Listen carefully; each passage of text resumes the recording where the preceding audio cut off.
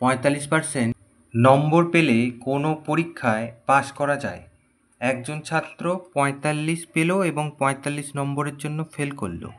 ওই বিষয়ে সর্বোচ্চ নম্বর কত ছিল? তাহলে সে 45 পেয়েছে, তাহলে তাকে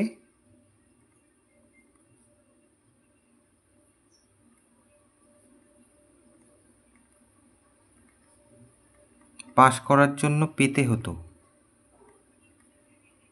কত পেতে হতো?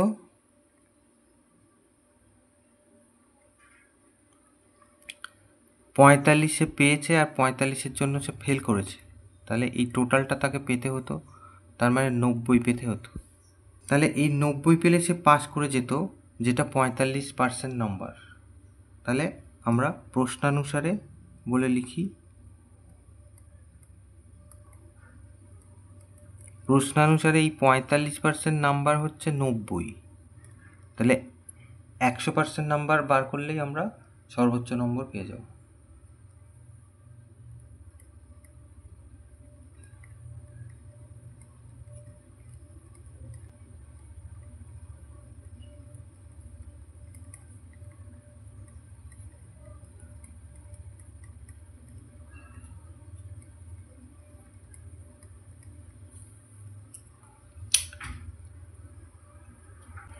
তাহলে 200, তাহলে এই 200 হচ্ছে উত্তর।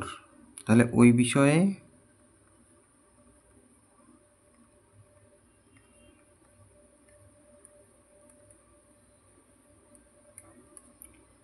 সর্বোচ্চ